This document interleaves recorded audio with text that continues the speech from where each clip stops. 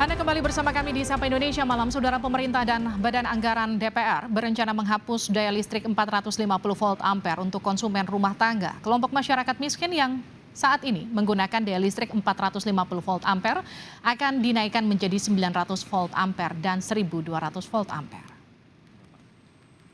Di tengah hangatnya polemik kenaikan harga BBM, pemerintah dan Badan Anggaran DPR berencana menghapus daya listrik 450 volt ampere atau yang selama ini kerap digunakan warga kurang mampu atau keluarga miskin. Ketua Banggar DPR, Said Abdullah menyatakan, masyarakat yang menggunakan daya listrik 450 volt ampere akan dinaikkan menjadi 900 volt ampere. Sedangkan yang 900 volt ampere dinaikkan menjadi 1200 volt ampere. Kita tingkatkan saja kebijakannya itu bahwa untuk yang miskin di bawah garis kemiskinan yang rentan itu minimal 900 volt ampere. Setidaknya oversupply-nya, demand-nya naik. Oversupply-nya berkurang. Terhadap yang 900 naikkan saja ke 1200. Alasan Banggar DPR menghapus daya listrik 450 volt ampere bagi masyarakat miskin karena PLN selama ini mengalami oversupply atau kelebihan pasokan. Pasokan listrik yang tak terserap ini dinilai Banggar dapat menjadi beban PLN hingga triliunan rupiah. Kalau IBT nanti masuk, maka tahun 2030 PLN itu ada 41 oversupply, 41 giga oversupply. Bisa dibayangkan kalau 1 giga itu, karena memang top, take or pay, harus bayar 1 giga 3T. Selain itu, Banggar menilai pemerintah perlu menaikkan daya listrik penerima subsidi agar makin banyak menyerap listrik PLN. Namun pemerintah memastikan subsidi tetap berjalan. Tim Liputan, Kompas TV. Saudara, masyarakat miskin yang selama ini menggunakan daya listrik 450 volt ampere dan 900 volt ampere akan dinaikkan ke 900 dan 1200 volt ampere. Apakah alasan rencana ini sudah tepat akibat oversupply PLN dan bagaimana dampak rencana ini bagi masyarakat miskin bila jadi diterapkan? Kita akan membahasnya bersama dengan Wakil Ketua Komisi 7 DPR, Edi Suparno. Mas Edi, selamat malam. Selamat malam.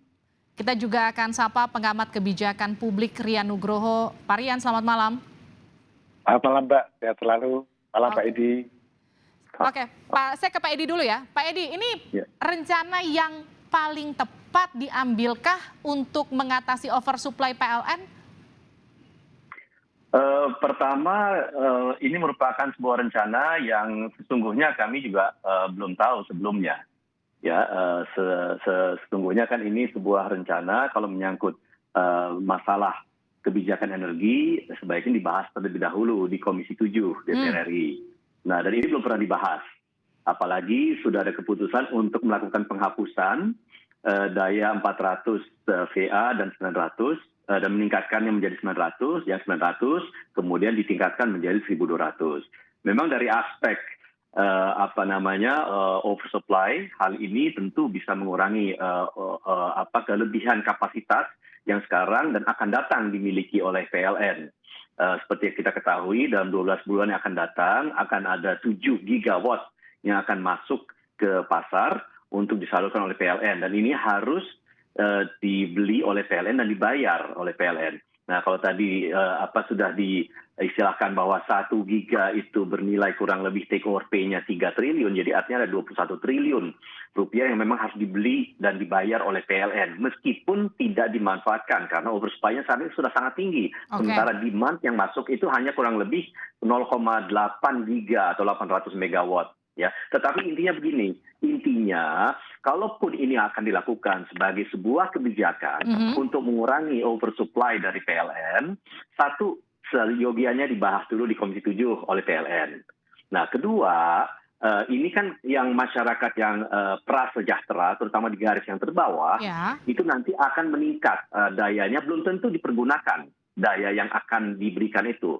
900 VA memang kebutuhannya sangat kecil ya, dan sangat dan itu mungkin hanya lampu saja yang bisa dipergunakan dengan kapasitas tersebut. Dengan 900 VA memang lebih banyak yang bisa dimanfaatkan. Tetapi apakah kebutuhannya itu sekarang ada real nyata di depan mata? Gitu. Jangan menambah beban. Jangan juga menambah beban dari konsumen, jangan menambah beban dari pemerintah. Karena pemerintah harus mensubsidi yang 450 VA meningkat menjadi 900 VA tersebut. Nah, itu yang kemudian jadi pertanyaan saya, Mas Edi. Artinya gini, kalau memang rencana ini bahkan belum dibahas di Komisi 7, artinya juga mekanisme pemberian subsidi juga apalagi belum dibahas juga, begitu ya? Ya, jadi kembali lagi, mestinya kan dibahas sehingga kita bisa melakukan sebuah cost benefit analysis. Ya, kalau memang ternyata subsidi yang akan diberikan itu dengan meningkatkan daya dari 450 menjadi 900 VA, subsidi yang diberikan itu lebih sedikit nilainya dibandingkan take or pay yang harus dibayar oleh PLN, ya itu mungkin kita bisa bicarakan dan itu mungkin agak lebih masuk akal, ya. Tetapi hari ini kan kita belum tahu, angkanya kita belum tahu, nilainya kita sendiri belum tahu. Yang patut kita lakukan hari ini adalah melakukan kajian terlebih dahulu dan baru besok kita akan bertemu dengan direksi PLN dan tentu akan kami tanyakan dan saya yakini akan banyak pertanyaan-pertanyaan kritis dari teman-teman di Komisi 7 terkait kebijakan PLN ini. Oh harus, karena ini memang 450 volt ampere ini kan memang kapasitas untuk masyarakat yang tergolong miskin, katakanlah seperti itu. Saya ke Mas Rian dulu, Mas Rian, artinya gini, kalau dibilang ini yang memang 450 volt ampere ini untuk masyarakat miskin dinaikkan ke 900 volt ampere, tidakkah ini kemudian jadi beban tambahan untuk masyarakat miskin? Silogismenya seperti itu, Mbak. Saya kira sepakat dengan Mas Edi tadi. Dengan demikian kalau itu berkenaan dengan beban tambahan, perlu dibahas dengan baik, dibicarakan, dan tidak ujuk-ujuk. Dan ini juga memberikan kita sebuah pelajaran ya, bahwa kita masih mempunyai kelemahan di dalam perencanaan pembangunan termasuk merencanakan energi. Jadi bayangkan, tadi Mas Edi mengatakan kita akan oversupply sampai berapa tadi? 41 tadi, Pak Kepala Banggar tadi ya. Mas Edi mengatakan tahun depan kita kelebihan tambahan 7,1 giga lagi. Loh, berarti kan kita ini pemerintah membuat perencanaan, PLN membuat perencanaan, tapi kalau gagal masyarakat yang menanggung gitu loh. Ini kan salah satu bentuk di mana kita kebijakan perencanaan kita masih mengalami keterbelakangan gitu loh.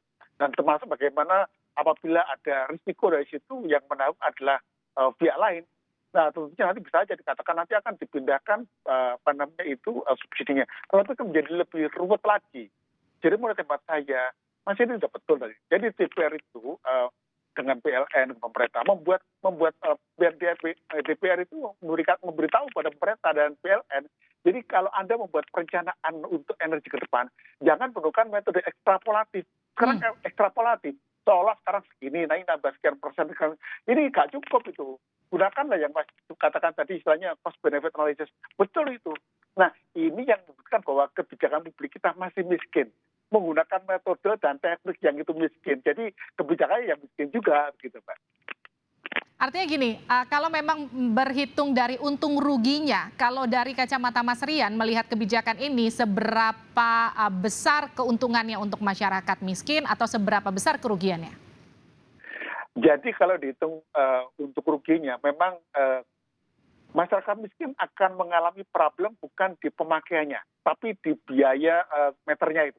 Okay. Jadi kan kita tahu 450 ke 900 kan naik di situnya. Jadi itu yang kejar PLN dan syukur-syukur nanti akan naik penggunanya. Kan kemarin pimpinan PLN kan juga mempromosikan pakai kompor listrik kan. Jangan sampai nanti habis kompor listrik nanti jadi kos listrik kan bahaya nanti bisa ke strum nanti itu kan ya. Baik, artinya kalau kapasitas atau dayanya dari 450 volt ampere itu dinaikkan ke 900, harusnya subsidinya juga ikut dinaikkan nanti. Tapi seperti apa nanti hasil akhirnya kita akan nantikan nanti Mas Edi nanti setelah rapat dengan PLN, kita akan dialog lagi, kita akan bahas lagi kira-kira hasilnya akan seperti apa setelah dibahas oleh Komisi 7. Terima kasih Mas Edi dan juga terima kasih Mas Rian. Kenapa? Akan banyak kritikan terhadap PLN dalam rapat pendapat. Oke, kita nantikan nanti dan kita nantikan hasilnya akan seperti apa. Yang pasti kita harus berpikir yang lebih baik bagi mereka yang sekarang sedang terbebani oleh naiknya harga BBM. Sekarang kemudian ini jangan sampai semakin menekan masyarakat. Terima kasih.